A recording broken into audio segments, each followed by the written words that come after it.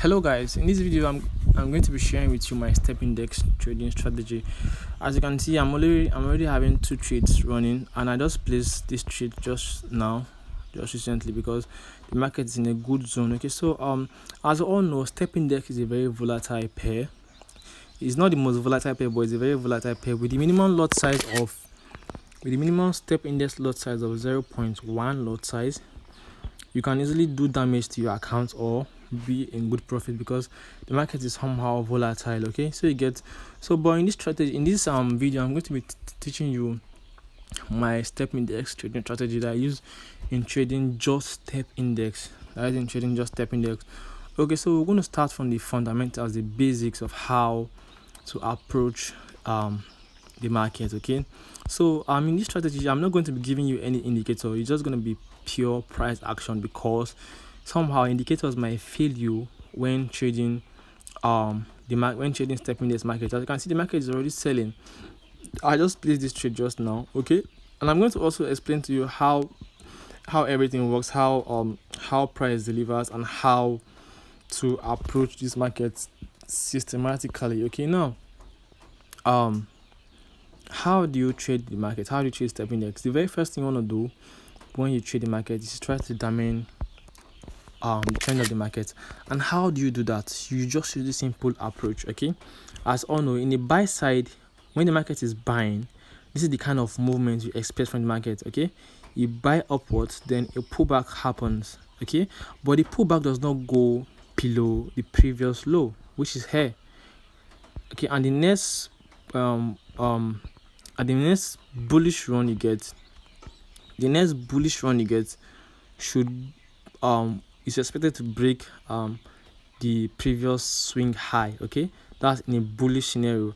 Okay, after doing that, the market somehow pulls back to a demand zone, which can be at the extreme or at the middle or at this zone. It can be anywhere. It just depends on where the demand zone is. Okay, so on the next move we are expecting is to take out the next swing high, and it pulls back again, and it goes back up again, taking out the next swing high, and it pulls back again, and continue doing the same thing. That's when the market is in a bullish scenario. So as these things are happening, in a bullish scenario, we don't expect the market to go below this low and this low and this low. Okay, sometimes the market can go below this low just to take liquidity, but it won't go below the next low. Okay, so that's how the market behaves in a bullish scenario. Then in a sell side scenario, the market sells, it pulls back. Okay, it does not go above the previous high, sorry. Then it comes back and takes out this swing low. It takes it out.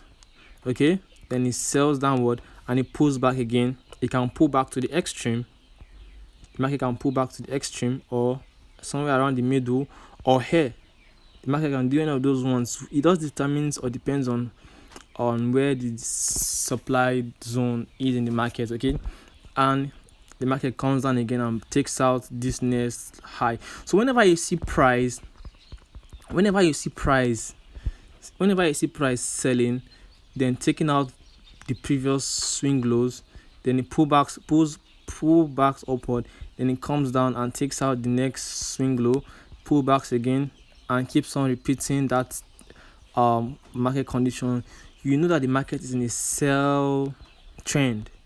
That's just the most fundamental or most basic way to determine the trend of the market. So when trading step index, you have to be sure of all these confirmations. You have to see the market do all these play out all these scenarios before you choose the direction of the market that you want to trade in. Before you choose the direction of the market that you want to trade in. So this step index, you can either trade it, you can either scalp the market, or you take long trades in the market. So now let's try and determine the trend of the market. We have to start from the weekly time frame. Okay, from the weekly time frame, what do you think? What has been happening? From the weekly time frame, the market has been selling. This market has been selling from the weekly time frame. Look at what happened here. It bought from this point to here, then it sold downwards, taking out this low, like I explained before in the video, in like I explained before, taking out this low. Okay, then he also pulled back and came to this supply zone. There's a supply zone there. He came to that supply zone, then he pulled back, he now sold again, taking out the next swing point, taking out the next previous low that I created. Then before he sold very well again, then he now pulled back. Remember I told you that the market must not pull to the extreme or the middle. It can sometimes come to this place, but in this scenario the market came to this zone because there's a supply zone here. Before he now started selling downwards, then he made this pullback and made this sell downward. So following the trend of this market, we are expecting another sell. We're expecting the sell continuation because this market has been selling long term. Okay, so that's the reason why this first sell trade was placed. So we're expecting this market to sell very well. That's if you are taking long trades in the market. You just try and determine what the market is doing, and you follow suit. Okay, you follow suit. Okay, like I explained in that previous this thing, the market is not expected to go above this high. Once the market goes above this high, then this sell side price action that is being displayed here is no more valid. That's why my stop loss is here. So I'm expecting that this market will continue selling from this point. And in this first trade that I placed, looking at the higher time frame, the market has already come to the supply zone, and I'm expecting more sell trades. Okay, so that's why basically there are sell trades here. So that's just the first confirmation you need to know while trying to take trades on step index. Okay, you have to take sell trades from extreme zones, from supply or from demand zones. Okay,